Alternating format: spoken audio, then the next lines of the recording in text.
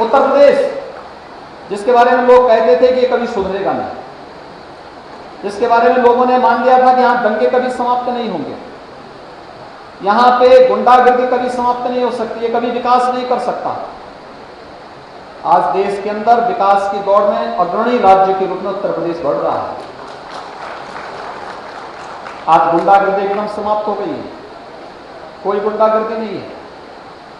मैं आज लखनऊ से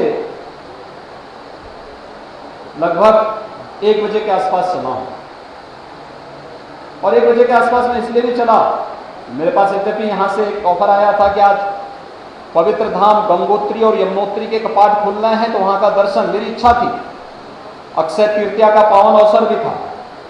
लेकिन आज अक्षय तृतीया थी, भगवान परशुराम की जयंती भी है, लेकिन ईद भी था, तो कहीं कोई उपद्रव न हो, शांतिपूर्ण ढंग से सारे कार्यक्रम संपन्न हो। मैं इसलिए 1 बजे तक स्वयं लखनऊ में रहा, और लखनऊ में आपने देखा होगा 25 करोड़ की आबादी का उत्तर प्रदेश, उत्तर प्रदेश में कहीं सड़क पे नमाज नहीं पढ़ेगी, कहीं नहीं। सड़कें हमारी आवागमन के लिए होनी चाहिए। सड़क हम इस प्रकार के किसी आयोजन के लिए, और मैं कहूंगा, मैं सभी से अपील करूंगा कि व्यक्तिगत आस्था का सम्मान होना चाहिए। और मैं तो एक धार्मिक व्यक्ति हूं, मुझसे ज्यादा आस्था के बारे में कौन समझ सकता है, लेकिन आस्था का सम्मान ऐसा नहीं होना चाहिए कि हम लोग अपनी आस्था के सामने आम जन की समस्याओं को नजरअंदाज कर दें, कभी नहीं हो सकता है। और लोकतंत्र की जब हम बात करते हैं तो लोकतंत्र में जनता को जनार्दन के रूप में माना गया है। जनता जनार्दन की सेवा करना हमारा दायित्व बनता है, और मैं इस बात को बार बार कहता हूं कि उसको असुविधा नहीं होनी चाहिए, कभी नहीं होनी चाहिए। आपकी आस्था है, आप अपनी आस्था का सम्मान अपने घर में करिए, अपने अंदर करिए। आस्था अंतःकरण का भाव होता है, और हर एक की आस्था का सम्मान होना चाहिए। हम हर एक पर्व और त्यौहार को शांतिपूर्ण सौहार्दपूर्ण तरीके से मनवाने की पक्षधर हैं, हर एक का सम्मान इस मामले में करेंगे। लेकिन आस्था के नाम पर भावनाओं के साथ खिलवाड़ करने और जन भावनाओं के साथ खिलवाड़ करने की छूट भी किसी को नहीं दी जानी चाहिए। और इस कार्य को आज उत्तर प्रदेश के अंदर किस रूप में संपन्न हुआ है, सारे कार्यक्रम बहुत अच्छे ढंग से हो रहे हैं। आपने एक और उत्तर प्रदेश के अंदर देखा होगा, ये जितने अनावश्यक माइक होते थे, जगह जगह शोरगुल करते थे, सब उतर रहे हैं। 1 लाख माइक अब तक उत्तर प्रदेश के अंदर उतर चुके हैं।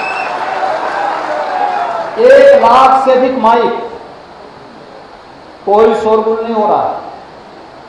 आप कोई धर्मस्थल है, उसके बगल में कोई विद्यार्थी अपनी परीक्षा की तैयारी कर रहा है, अनावश्यक शोरगुल में उसकी पढ़ाई बाधित नहीं होगी। कोई बीमार व्यक्ति है, उसके स्वास्थ्य पर प्रतिकूल असर नहीं पड़ेगा। कोई नवजात शिशु है, उसके स्वास्थ्य पर प्रतिकूल असर नहीं पड़ेगा। ये तो पता लगता है कि इतनी, यानी बजाने वाले को भी नहीं सुनाई पड़ता है कि क्या बोल रहा है वो माइक, लेकिन चिल्लाए जा रहे हैं।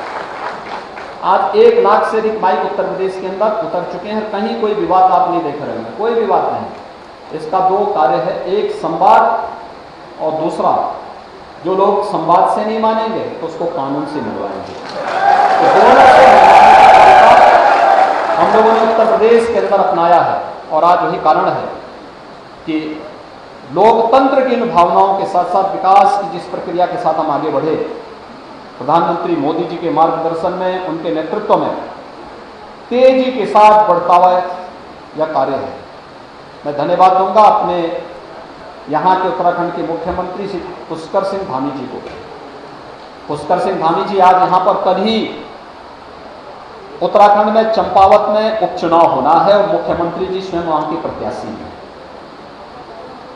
और जब चंपावत गए तो वहाँ उन्होंने गुरु गोरखनाथ मंदिर में दर्शन किया। मैंने कहा भाई यार देखिए, सौभाग्य है कि गुरु गोरखनाथ मंदिर का आपने वहाँ दर्शन किया।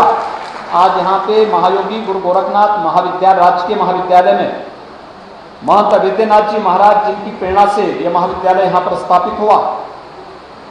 इस महाविद्यालय के कार्यक्रम में आपके साथ मुझे भी आने का सौभाग्य प्राप्त हुआ है और एक प्रकार से चंपावत के प्रचार का शुभारंभ भी है। चंपावत में माननीय मुख्यमंत्री जी के चुनाव प्रचार का शुभारंभ है। ये संदेश वहां तक जाएगा कैसे 21 वर्षों से जकड़ी हुई समस्या का समाधान हुआ।